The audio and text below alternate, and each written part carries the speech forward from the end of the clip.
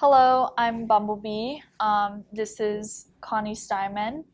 And also, I'd like to mention we are not wearing masks because we need to use lip movement while we sign, so that's why we've also been vaccinated. Um, Connie, what's your background upon teaching ASL? My background is I've been learning sign language since I was 18. I was born with hearing loss. I was a blue baby when I was born, so it was a lack of oxygen. So it damaged my nerve cells in my ears. So I'm profoundly deaf with an 85% decibel loss. And so I had hearing aids growing up. I didn't get hearing aids till I was in 7th grade, and then I refused to hear them. I refused to wear them. And then I got them again in 12th grade. But they were the old pair. I used to have the battery pack that would, like the old style. And then I went through several pairs of hearing aids after I was 18. And then 2 years ago, I got the top of the line ReSound hearing aids that are digital and they're on the phone and they have a mic that goes with them. So I went from hearing less than 50% to hearing like 98%. I've been working at Hiram Johnson for 20 years, and I wrote the curriculum and the sequence to ASL 1, 2, and 3 for the district. So that's been implemented since 2002, and I've been teaching there since. At work or school, did people ever be mean to you for being deaf? Oh yeah, I definitely had classroom management problems because of that. Yeah. And so they've been tough on me, but I've learned to deal with it. Yeah. And I talk a lot about it in my book, Behind the Wall. It's my true account of my teaching experience. Yeah. And I'm using Ralph Waldo Emerson as a tool to teach the students self-reliance and self-responsibility. Yeah. Why do you like to teach ASL to people? I like it because it's definitely a visual way of communicating, and also it's more like theater combined with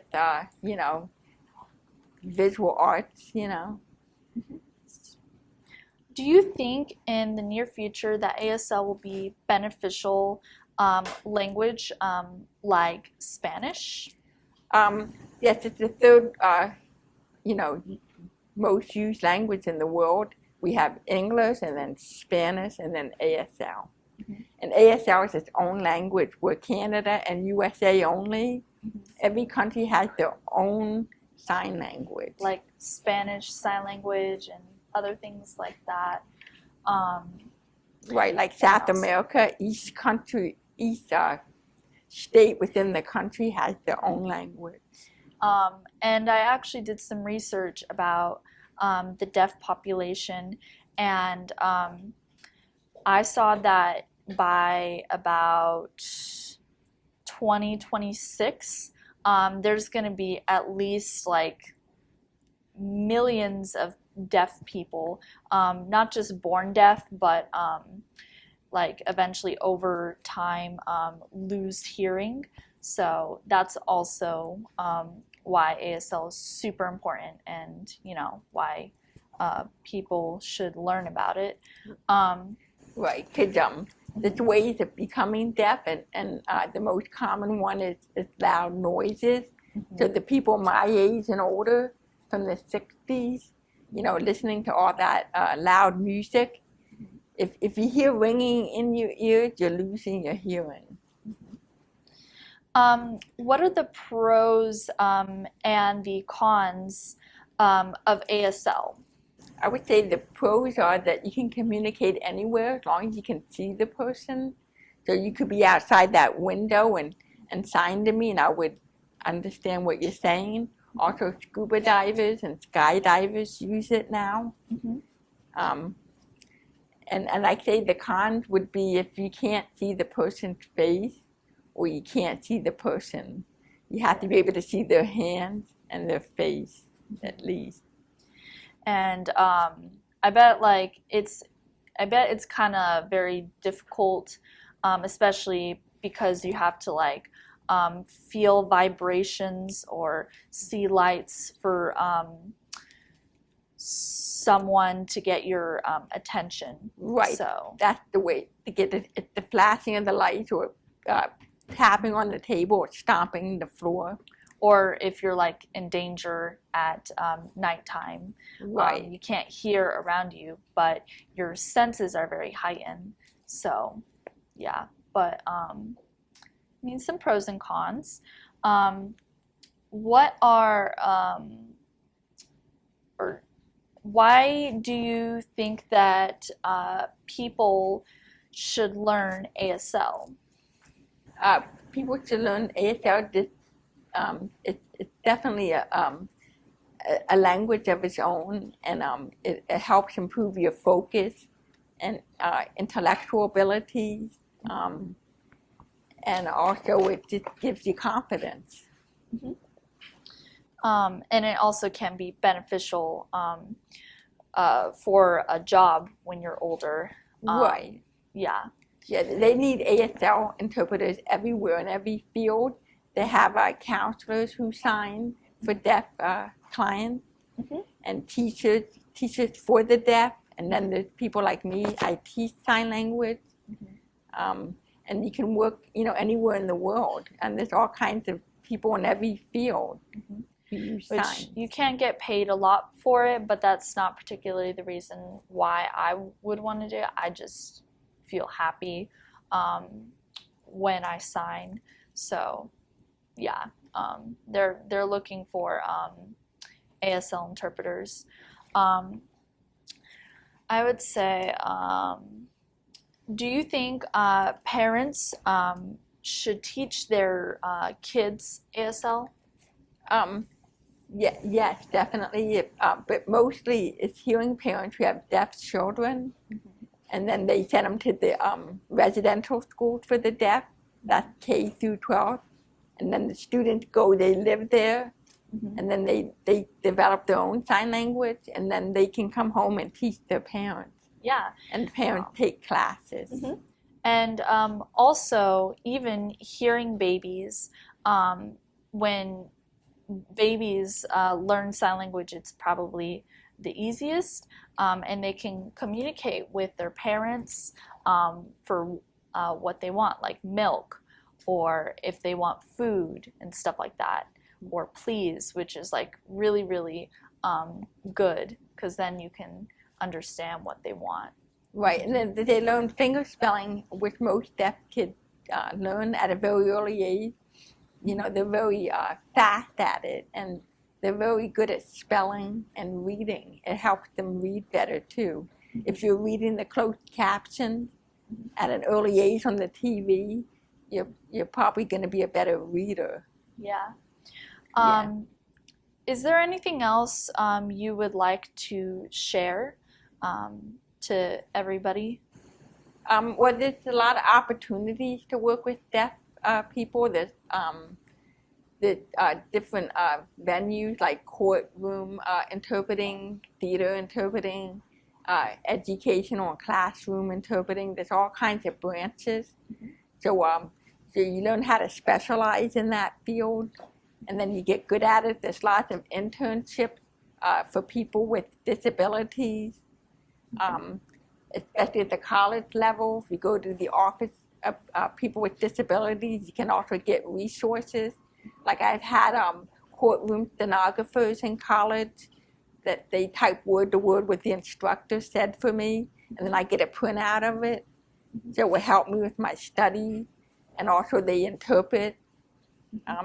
and there's closed captions. There's all these resources now, and also there's internships. I worked for the Department of the Navy twice back east through the college program to get experience. I was a photographer and a video specialist for the Navy, and there's other internships.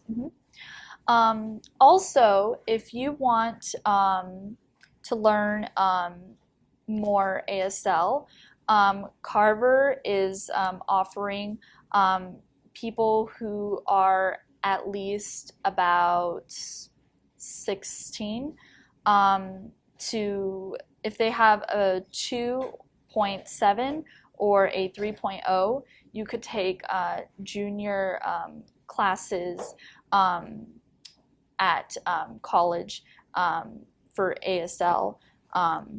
And also, I would like to mention that I am making a club for Carver. It's the ASL Club. So if you would like to join, I'd be very happy to see you there next year. I would like to ask, how do students learn ASL?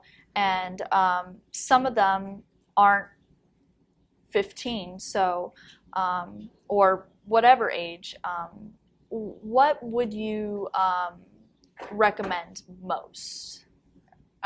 Okay, I'd recommend if your high school offers it, and not all of them do, but take it at school that you're going to, or sometimes the community, they have deaf adults who offer classes at the those schools that like the high school downtown. They have the night program, so they could take that at adult school. And also community college, if you're 16 and over, if you have at least I think a 3.0, you can take it for free, I think, get the fee waiver. Also, some deaf adults, they offer like Saturday classes. You have to Google it, and then also go to the deaf socials that NorCal has. That's an agency in Roseville for deaf and hard of hearing people, and they provide counseling, and they have social outlets. So if you go there and you meet more people, then they can tell you what's going on. And if you can't afford ASL school or classes or stuff like that, you could go onto YouTube and look up how to do this or that. But I normally learn from music or music covers. It helps me a lot. So there's a lot of resources you can look on your computer. So yeah. Right. There's a lot on YouTube. If you just look up American Sign Language, and then what you're looking for, you'll find it.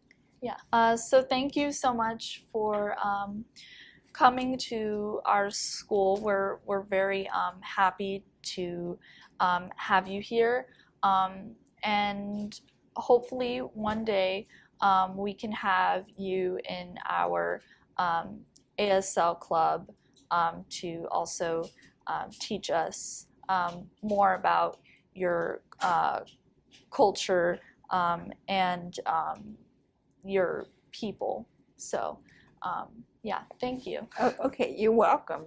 It's a pleasure being here.